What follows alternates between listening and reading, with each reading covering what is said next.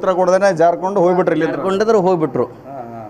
ಅಲ್ಲ ಈಗ ಈ ಥರ ಒಬ್ಬ ವೈದ್ಯನ ನೇಮಕ ಮಾಡೋ ಹೊತ್ನಾಗ ಸಹಜವಾಗಿ ಆತನ ಆರೋಗ್ಯನೂ ಕೂಡ ತುಂಬಾ ಇಂಪಾರ್ಟೆಂಟ್. ಕೇಳ್ಪಟ್ರೆ ಆತನ ಆರೋಗ್ಯನೂ ಸರಿ ಇಲ್ಲ ಅಂತ ಹೇಳಲಾಗ್ತದೆ. ಮತ್ತು ಪತ್ನಿ ಈ ಥರ ಒಂದು ಅಂಧದರ್ಬಾರ್ ಮಾಡ್ತಾ ಇದ್ದಾರೆ. ಇದರ ಆರೋಗ್ಯ ಇಲಾಖೆ ಮೇಲಾಧಿಕಾರಿಗಳು ವೈಫಲ್ಯನೂ ಕೂಡ ಇದರಲ್ಲಿ ಎದ್ದು ಕಾಣ್ತಾ ಇದೆ ಅಂತ ಮೇಲ್ನೋಟಕ್ಕೆ ಈಗ ಯಾವುದೇ ಒಂದು ಪ್ರೊಸೀಜರ್ಪ್ಪ ಅಂತಂದ್ರೆ ಅದಕ್ಕೆ ಹುದ್ದೆ ನಿಗದಿ ಮಾಡಿರ್ತಾರೆ. ಒಬ್ಬ ವೈದ್ಯಾಧಿಕಾರಿ ಆಗ್ಬೇಕಂತಂದ್ರೆ MBBS ಆಗ್ಬೇಕಂತ ಕೇಸಿ ಅವರು DH ಅವರು ಇವರು ಮೆಡಿಕಲಿ ಫಿಟ್ ಅದಾರ ಇಲ್ಲಿ ನೋಡ್ಕೊಂಡು ಕೇಸಿ ನಮ್ಮ ಇದು ಬಾಗಲಕೋಟೆ ಜಿಲ್ಲೆಯಲ್ಲಿ ಅತ್ಯಂತ ದೊಡ್ಡ ಒಂದು PSC ಇದು ಪ್ರಾಥಮಿಕ ಆರೋಗ್ಯ ಕೇಂದ್ರ. ಇದು ಕನೆಕ್ಟಿಂಗ್ ಟು 84,000 ಪೀಪಲ್ಸ್. ಆದರೆ ಇಲ್ಲಿ ದಿವಸ 150ರಿಂದ 200 OPD ಬರ್ತಾವೆ.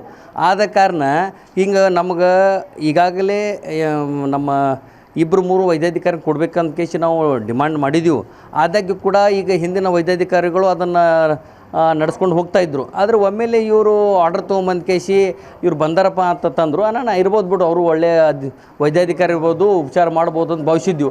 ಆದರೆ ನಿನ್ನೆ ಬಂದ ತಕ್ಷಣ ಇಲ್ಲಿ ಚಿತ್ರಣ ತುಂಬ ಅದು ವಿರುದ್ಧವಾಗಿತ್ತು.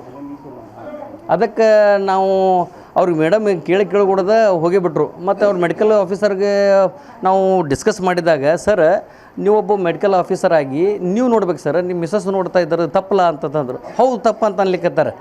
ಮತ್ತು ಆಮೇಲೆ ಸರ ಮತ್ತು ಒಂದು ಸಣ್ಣ ಮಗುವನ್ನ ಡೈಕ್ಲು ಕೊಡ್ಬೋದು ಅಂತ ಚಂದಾಗ ಕೊಡ್ಬೋದು ಅಂತ ಅನ್ಲಿಕ್ಕತ್ತಾರೆ.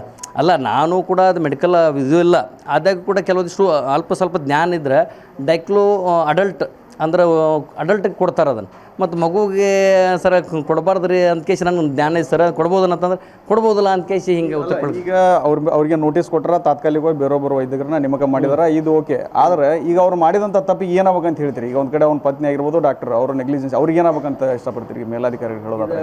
ಆರೋಗ್ಯ ಅಂತಂದ್ರೆ ಭಾರಿ ಒಂದು ಸೂಕ್ಷ್ಮವಾದ ಒಂದು ವಸ್ತು ಅದು. ಬೇರೆ ಒಬ್ಬ ಶಿಕ್ಷಕರು ಒಂದು ದಿವಸ ಅದು ಕಳೆದ್ರಪ್ಪ ಅಂತಂದ್ರೆ ಒಂದು ಅಕ್ಷರ ಕಲಿಲಾರ್ದು ಬಂದು 3 ದಿವಸ ಕಲಿಬೋದು. ಆದ್ರೆ ಒಬ್ಬ ವೈದ್ಯ ಒಂದು ಅಚಾತುರ್ಯದಿಂದ ಅದು ಪ್ರಾಣದ ಜೊತೆ ಚಲ್ಲಾಟ ಆಡಿದಂಗೆ ಅಂತ ಅನಿಸ್ತದೆ ನನಗೆ. ಆದ ಕಾರಣ ತಕ್ಷಣ ಮೇಲಾಧಿಕಾರಿ DH ಅವರು ಇಮಿಡಿಯೇಟ್ಲಿ ಅವ್ರನ್ನ ಕಾನೂನು ಕ್ರಮ ತೊಗೋಬೇಕು. ಜೊತೆಗೆ ನಮ್ದು ಏನಂತಲ್ಲ, ಒಂದು ಒಳ್ಳೆ ವೈದ್ಯಾಧಿಕಾರಿಗಳು ಈಗ ನಾವು ಅವ್ರಿವ್ರು ಅಂತ ಕೇಸಿ ಅನ್ನಂಗಿಲ್ಲ. ಈಗ ಈಯಿಂದ ಅವರು ಪತ್ರ ಸರು ಮಾಡಿದ್ರು, ಅವರು MD ಕಲಿಕ್ಕೆ ಅವ್ರು ಬೇರೆ ಕಡೆ ಹೋದ್ರು. ನಂತರ ಇವರು ಡಾಕ್ಟರ್ ಅನಿಲ್ ಕುಮಾರ್ ಸರ್ ಬಂದಾರೆ.